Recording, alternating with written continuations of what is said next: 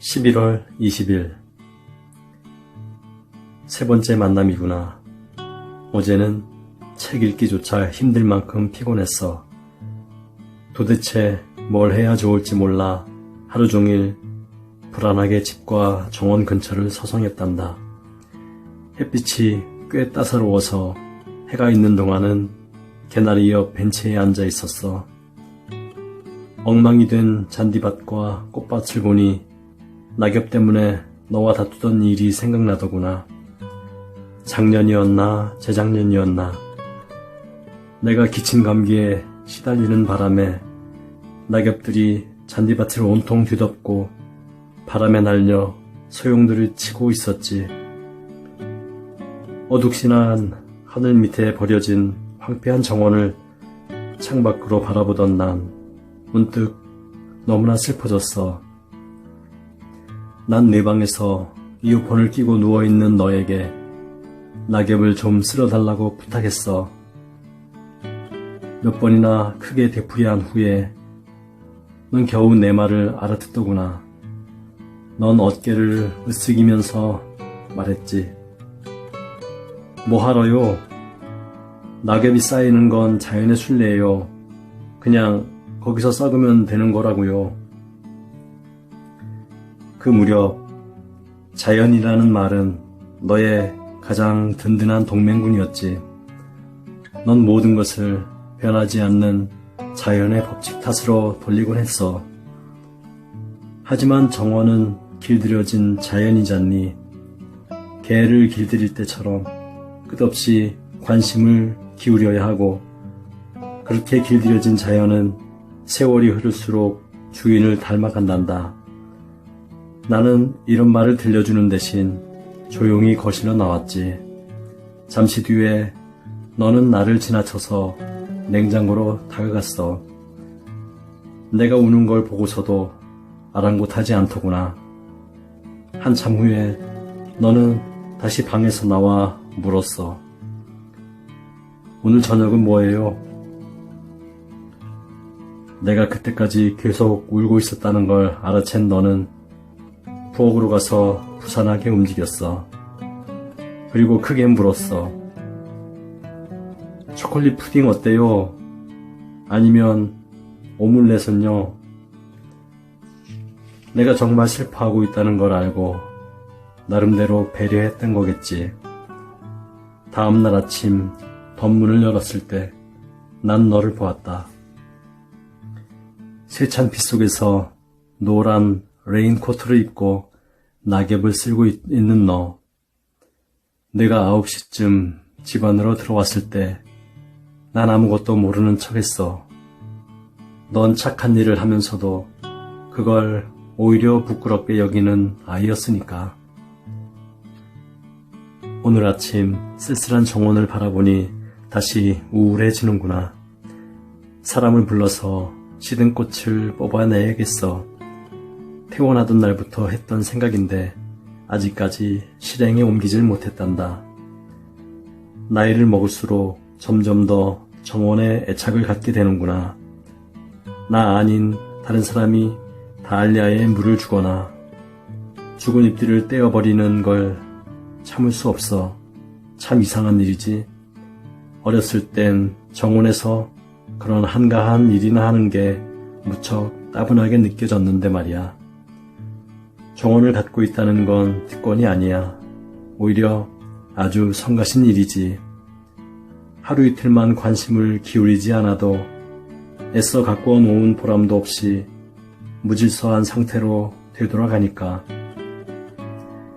난 무질서한 것이 너무 싫었단다. 아마 중심 없는 내 마음속을 보는 것 같아서 참을 수 없었겠지. 너에게 낙엽을 쓸어달라고 했을 때 내가 이 점을 기억했으면 얼마나 좋았겠니. 어느 정도 나이를 먹어야 비로소 이해할 수 있는 것들이 있단다. 집과 주변에 있는 모든 것들이 어떤 의미를 갖는지도 나이를 먹어야 알게 되지.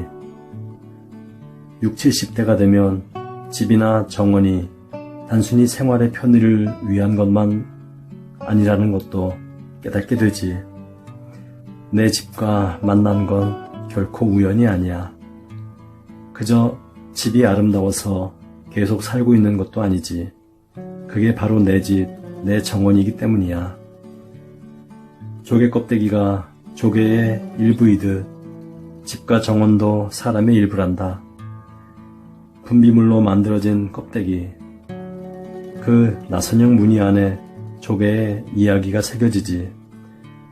마찬가지로 나의 껍데기, 나의 집은 내 모든 것을, 내 존재와 기쁨과 슬픔까지도 감싸 안는단다. 내가 죽고 난 후에도 그것들은 껍데기 안에 남아있겠지.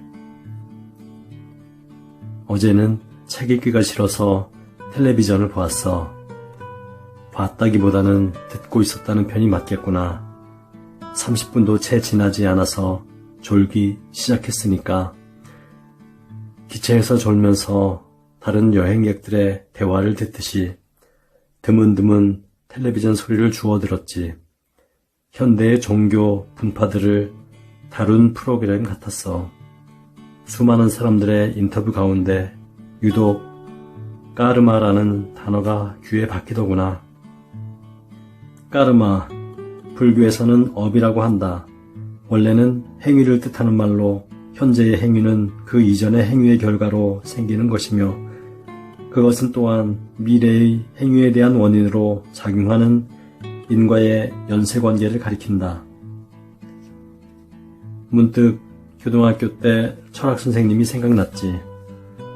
그분은 젊고 시대에 대한 저항정신이 투철하셨어. 쇼펜하우어를 강의하다가 가끔 동양 철학에 대해서도 말씀해 주셨지. 그때 까르마 개념에 대해서도 알려주셨어. 그 당시엔 별 관심이 없어서 한 귀로 듣고 한 귀로 흘렸지만 말이다. 오랫동안 내 마음 깊은 곳에는 아주 불분명한 개념 하나가 자리하고 있었단다. 눈에는 눈, 이에는 이, 혹은 인과응보라 할까? 하지만 그걸 까르마와 연결시키지는 못했지. 그런데 어느 날 내가 다니던 유치원의 교장 선생님이 너의 이상한 행동 때문에 나를 불렀을 때 갑자기 두 가지가 저절로 연결되었어. 넌 유치원을 발칵 뒤집어 놓았더구나. 이야기 시간에 뜬금없이 너의 전생에 대해 말하기 시작한 거야. 처음엔 선생님들도 어린아이들의 엉뚱한 행동일 뿐이라고 대수롭지 않게 여겼지. 내 이야기를 무시하면서 앞뒤에 안 맞는 점을 지적하기 시작했어. 그런데도 넌 굴하지 않고 아무도 들어보지 못한 낯선 언어를 중얼거리기까지 했다더구나. 그런 일이 3번이나 반복된 후에 교장 선생님이 날 호출한 거야. 그녀는 네 장래를 위해서 아동 심리학자를 만나보라고 권하더구나. 아이가 큰 상처를 입은 것 같아요. 어쩌면 당연한 행동이죠. 현실을 회피하려는 거예요. 물론 나는 널 심리학자에게 데려가지 않았어. 내가 보기엔 넌 아주 행복한 아이였으니까. 난 너의 환상이 마음의 병 때문이 아니라 완전히 새로운 세계 때문이라고 믿고 싶었다. 그래서 너에게 이 일에 대해 묻지 않았고 너도 나에게 아무 말 하지 않았지. 아마 넌 선생님들을 경악시킨 바로 그 다음 순간 내 이야기를 까맣게 잊어버렸는지도 몰라. 최근엔 까르마 혹은 전생 이야기가 유행되어 버린 것 같아. 예전엔 몇몇 사람들만의 주제였는데 지금은 누구나 이야기하지. 얼마 전에 신문을 보니 미국에는 윤회를 믿는 단체까지 있다더라. 거기 사람들은 모여서 자신의 전생에 대해서 이야기한다는구나. 어떤 주부는 이렇게 말했대. 난 19세기 뉴올리언스에서 거리의 여자로 살았죠. 그래서 지금 남편에게 충실할 수 없는 거예요. 어떤 주유소 직원은 자신이 인종차별주의자가 된 걸 전생 탓으로 돌리더구나. 전생에 17세기 아프리카 원정대의 일원이었는데 그때 반투족에게 잡혀 먹혔다나? 얼마나 말도 안 되는 소리니? 자신만의 뿌리를 잃은 뒤 사람들은 불확실한 현재의 원인을 지나간 과거 속에서 찾고 있는 거야. 윤회라는 게 이런 의미는 아닐 텐데 말이다. 유치원 사건 이후 널 조금이라도 더 이해하기 위해 많은 책을 읽었단다. 그중 어떤 글에서 전생을 자세히 기억하는 아이들은 이전 생에서 요절했거나 비명행사한 경우라고 하더구나. 내가 이 이야기를 믿었던 건 내가 갖고 있던 특이한 강박증 때문이었어. 가스파이프가 새고 모든 게 폭발해버릴지도 모른다는 두려움. 내 어린 시절의 경험만으로는 설명되지 않는 증상이었지. 넌 피곤하거나 걱정스러울 때 혹은 잠에 취해 있을 때 공포에 떨곤 했어. 내가 무서워했던 건 도깨비나 마녀, 괴물이 아니라 온 세계가 어느 순간 폭발해서 사라져 버릴지도 모른다는 거였지. 한밤중에 두려움에 떨면서 내 방으로 찾아오는 너를 달래 침대까지 데려다 주곤 했지. 그러면 넌 내 손을 잡은 채 해피엔딩 이야기를 들려달라고 졸랐어. 난 네가 주문하는 그대로 이야기를 만들어 주었단다. 이 이야기를 한두 번, 세 번 되풀이하는 동안 너는 조금씩 진정되어 갔지. 그리고는 졸린 목소리로 말했어. 그래서 어떻게 됐어? 정말 항상 그렇게 끝나? 난 너의 이마에 입을 맞추면서 말했단다. 다르게 끝날 수는 없단다. 얘야 맹세하마. 난 평소에 어린아이와 늙은이가 같이 자는 건 좋지 않다고 생각해 왔단다. 하지만 널 내 침대로 돌려보내고 싶지 않은 날도 있었지. 그럴 땐 내가 온 걸 느끼자마자 내 쪽으로 돌아눕지도 않은 채 널 안심시켰어. 다 괜찮아. 아무것도 폭발하지 않아. 어서 가서 자렴. 나는 다시 잠든 척 했지. 넌 한참 동안 내 침대 옆에 가만히 서 있다가 내 옆으로 살며시 기어들어왔어. 그리고는 이내 지쳐서 잠이 들었어. 엄청난 두려움에 떨다가 마침내 따뜻한 구를 발견한 생쥐처럼 새벽녘에 잠들어 있는 너를 살며시 안아다가 다시 내 침대에 누웠지. 아침에 일어났을 때 넌 아무것도 기억하지 못했어. 심지어 지난밤 내내 내 침대에서 잤다고 굳게 믿기까지 했어. 그럴 때 난 내게 지난밤 일을 이야기해주면서 조용히 타일렀지. 이 집이 얼마나 튼튼한지 아니? 벽도 이렇게 두꺼운데 폭발할 리가 있겠어? 하지만 그 말도 너를 안심시키진 못했어. 넌 눈을 크게 뜨고 말했지. 모든 건 다 폭발할 수 있어. 내가 어쩌다 그런 공포를 갖게 되었는지 궁금하거나 그 폭발이란 대체 뭘까? 네 엄마에 대한 그 갑작스런 죽음에 대한 기억일까? 유치원 선생님들에게 이야기했던 전생의 일일까? 아니면 이 두 가지가 내 기억 속에서 뒤섞인 걸까? 누가 알겠니? 난 인간의 정신세계는 밝혀진 부분보다 아직 밝혀지지 않은 부분이 더 많다고 믿는단다. 내가 읽은 어떤 책에는 전통적으로 전생 개념에 익숙한 인도나 동양의 아이들이 전생을 훨씬 더 많이 기억한다고 써 있더구나. 난 그 말을 충분히 믿을 수 있었단다. 이런 상황을 상상해 보렴.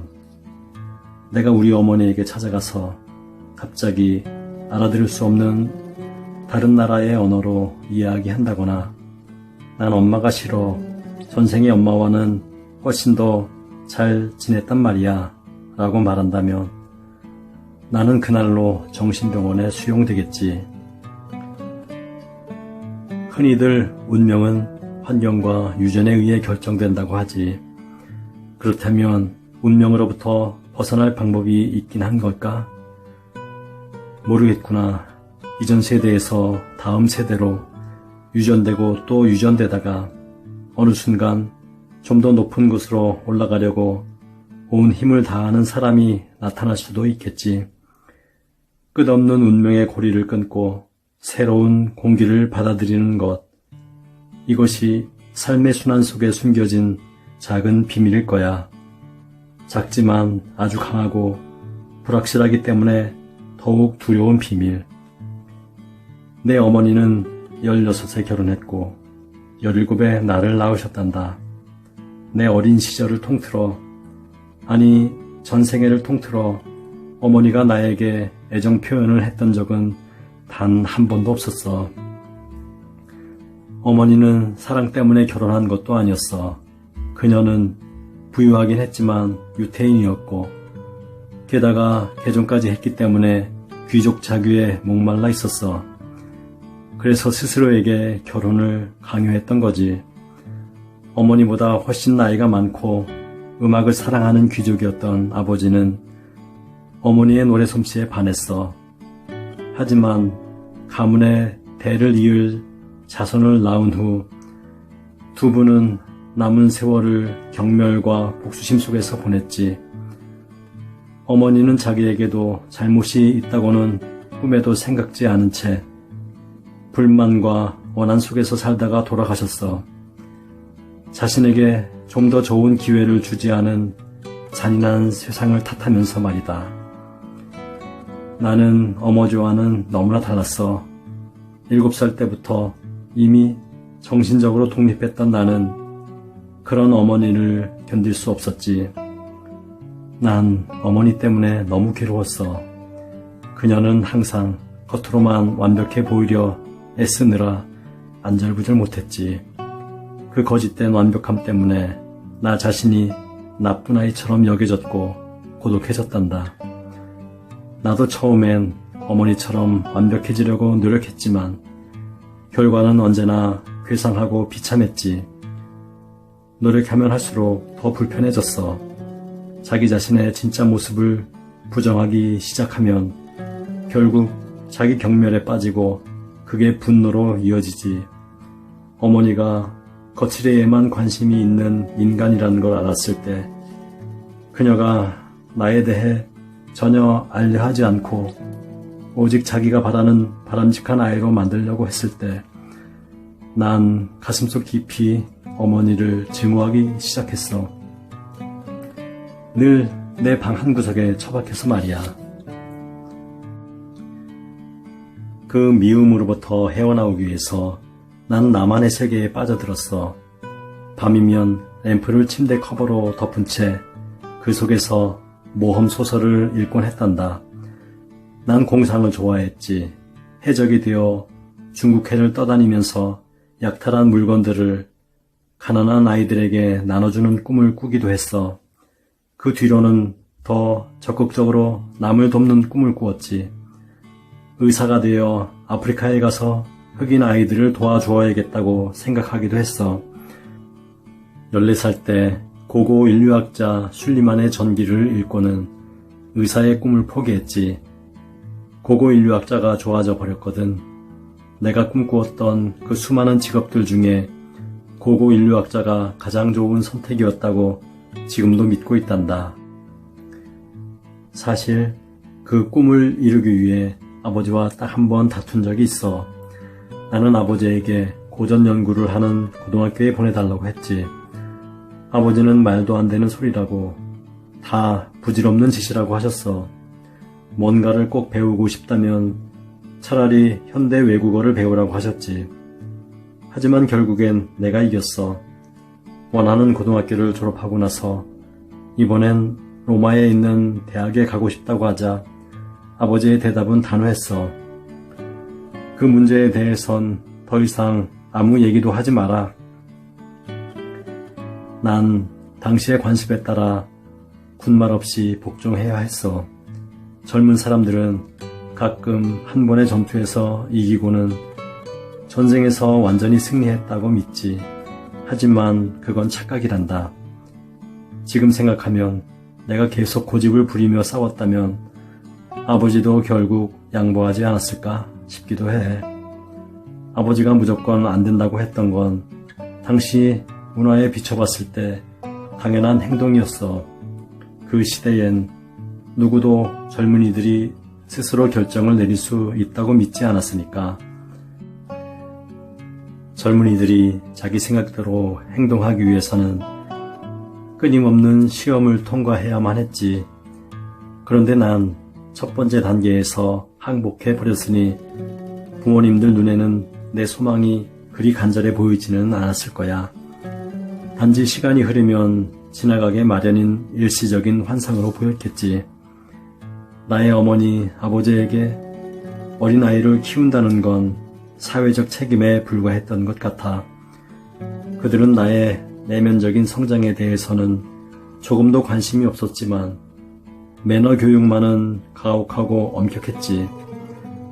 난 식탁에 앉을 때 늘 팔꿈치를 양 옆구리에 대고 등을 꼿꼿하게 세워야 했어.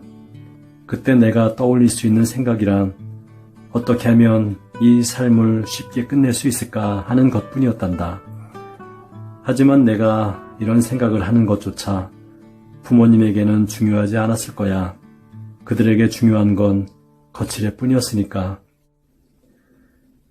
그렇게 난 기쁨과 슬픔을 느끼며 사랑받고 싶어하는 인간이 아니라 잘 훈련된 한 마리 원숭이로 키워지고 있다고 느꼈단다. 외로웠지. 내 속의 외로움은 점점 커져서 나를 완전히 에워싸고 말았어. 난 진공상태에 빠진 것처럼 느리고 괴롭게 움직였지. 답도 모르는 질문들을 스스로를 괴롭히면서 외로움은 더 커져갔어. 6살 때부터 난 주위를 둘러보며 스스로에게 묻곤 했지. 난 왜 여기 있는 거지? 나는, 그리고 내 주위의 모든 것들은 다 어디에서 왔을까? 이 다음에는 뭐가 있을까? 이 모든 것들이 내가 존재하기 전부터 이미 존재했었고 앞으로도 영원히 존재할까? 예민한 어린아이들이 복잡한 세상과 마주쳤을 때 던질 수 있는 모든 질문들을 다 했던 거야. 난 어른들도 나와 똑같은 의문을 품을 것이고 그 답도 알고 있을 거라고 믿었지. 하지만 어머니와 유모에게 두세 번 이런 질문을 해보고는 곧 알아차렸어. 그들은 답도 모를 뿐만 아니라 애초에 그런 질문을 해본 적조차 없다는 걸. 그렇게 고독감은 커져만 갔어. 모든 문제는 나 스스로 풀어야만 했지.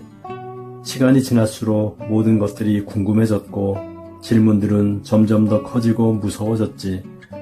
질문을 떠올리는 것만으로도 두려워졌단다.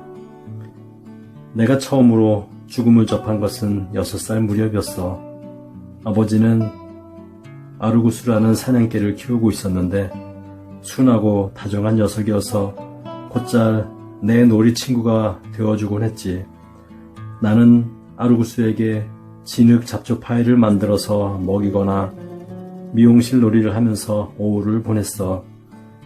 아르구스는 반항하지 않고 내가 해준 머리핀을 꽂고 정원을 돌아다녔지. 그런데 어느 날 아르구스에게 새로운 머리 스타일을 해주려다가 녀석의 목이 커다랗게 부풀어 오른 걸 보았어. 이미 몇 주 전부터 녀석은 뛰지도 않았고 내가 간식을 먹을 때 먹이를 달라고 헐떡거리지도 못하는 상태였지. 어느 날 학교에서 돌아와 보니 문 앞에 아르구스가 없는 거야. 처음엔 아버지와 함께 어디 갔으려니 생각했어. 하지만 아버지는 서재에 계셨고 아르구스는 거기 없었어. 불안해진 나는 목이 터져라 아르구스를 부르며 온 집안과 정원을 다 뒤졌어. 밤이 되어 부모님에게 굿나잇 키스를 하러 들어갔을 때 용기를 내어 아버지에게 물었지. 아르구스는 어디 있어요? 아버지는 신문에서 눈도 떼지 않은 채 대답했어. 가버렸어. 왜요? 네 장난들에 너무 지쳐서겠지. 어떻게 이런 말을 할 수 있었던 걸까? 야비함, 천박함, 사디즘. 아버지의 대답을 듣는 순간 내 안에서 뭔가가 산산조각 나버렸어. 난 밤에도 잠들지 못하고 낮에는 아주 사소한 일에 울음을 터뜨렸지. 한 달 후에 소아과 의사가 진료를 오더구나. 아이가 완전히 탈진했군요. 그는 이렇게 말하면서 내게 간유를 조금 먹였지. 누구도 내가 왜 잠을 이루지 못하는지, 왜 아르구스가 갖고 놀던 공을 지니고 다니는지는 묻지도 않았어. 그 사건을 계기로 난 성년기에 접어들었어. 6살에. 그래 겨우 6살에 난 어른이 된 거야. 내가 못되게 굴어서 아르구스가 죽었다. 내가 어떤 짓을 하건 주변의 것들이 그 영향을 받는다. 내 행동 때문에 내가 사랑하는 것들이 부서질 수도 사라질 수도 있다는 걸 깨달은 거야. 나는 또다시 실수할까 두려워서 점점 냉담해지고 우유부단해지고 둔감해져 갔어. 밤이면 아르구스의 공을 손에 꼭 쥐고 울면서 기도했지. 아르구스, 제발 돌아와줘. 내가 나쁜 짓을 하긴 했지만 그 누구보다 너를 사랑해. 아버지가 다른 강아지를 데려왔지만 난 쳐다보지도 않았어. 그 강아지는 나에게 완전히 낯선 존재였고 그렇게 남아야만 했어. 어린아이들에 대한 교육은 어떤 면에서 굉장히 위선적이란다. 언젠가 아버지와 함께 산책을 하다가 담장 밑에서 죽은 울새를 발견했지.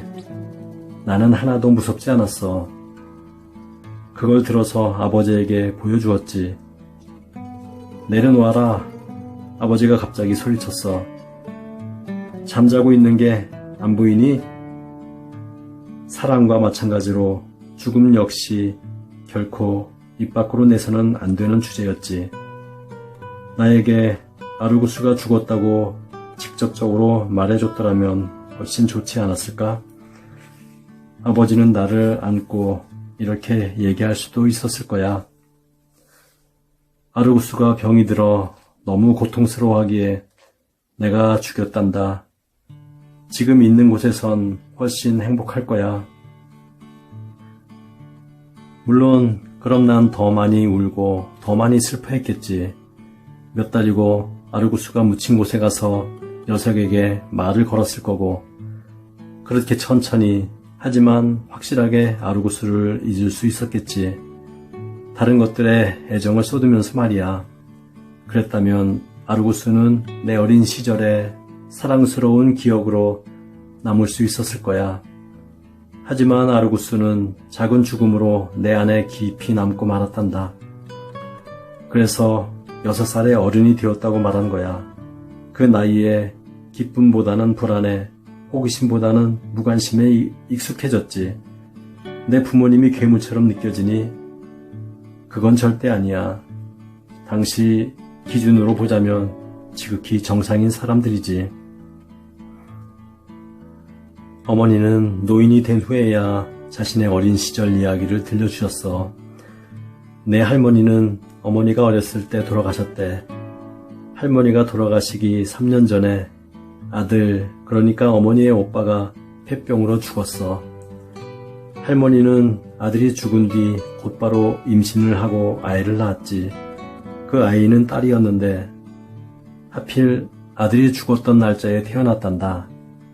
그렇게 두 가지 불행한 우연 속에 태어난 내 어머니는 젖도 떼기 전에 상복부터 입어야 했어. 아기의 요람 위에는 오빠의 커다란 초상화가 걸려 있었어. 눈을 뜰 때마다 어머니는 자신이 오빠의 빛바랜 복사물에 불과하다는 생각이 들었지. 이해할 수 있겠니? 이쯤 되면 냉정하고 바보 같은 선택 때문에 평생을 외롭게 살았다고 어떻게 그녀를 비난할 수 있겠니? 이렇게 어머니의 어머니, 또 그 어머니의 어머니 이야기를 거슬러 올라가다 보면 또 어떤 새로운 사실들을 알게 될까? 불행은 보통 모계를 따라 이어져 내려온단다. 비정상적인 유전자처럼 엄마에게서 딸에게로 전해오는 거야. 그러면서 불행은 약해지기는커녕 더욱 강해지고 뿌리 뽑을 수 없을 만큼 깊어지지. 그 시대에 여자와 남자는 아주 다른 삶을 살았지. 남자들에게는 직업도 있고 정치도 있고 전쟁도 있었어. 에너지를 분출할 수 있는 곳이 많았던 거야. 하지만 여자들은 아니었지. 수많은 세대에 걸쳐 우리는 침실과 부엌과 욕실에만 갇혀 있었어.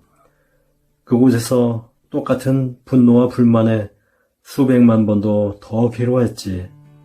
갑자기 페미니스트가 되었냐고? 아니야. 난 단지 이 모든 것 뒤에 무엇이 숨겨져 있는지를 명확히 보려고 할 뿐이야. 성모 마리아 승천 축제일 날 밤 바다 위로 쏘아 올리는 불꽃놀이를 보러 갔던 일 생각나니? 가끔씩 높이 올라가기도 전에 꺼져버리고 마는 폭죽들이 있었지. 내 어머니의 삶, 할머니의 삶, 그리고 내가 아는 많은 여자들의 삶을 생각할 때 떠오르는 이미지가 바로 그런 거란다. 하늘 높이 올라가지도 못하고 낮은 데서 칙 하며 꺼져버리는 불꽃. 구독과 좋아요는 서로의 기쁨입니다. 감사합니다. 축복합니다.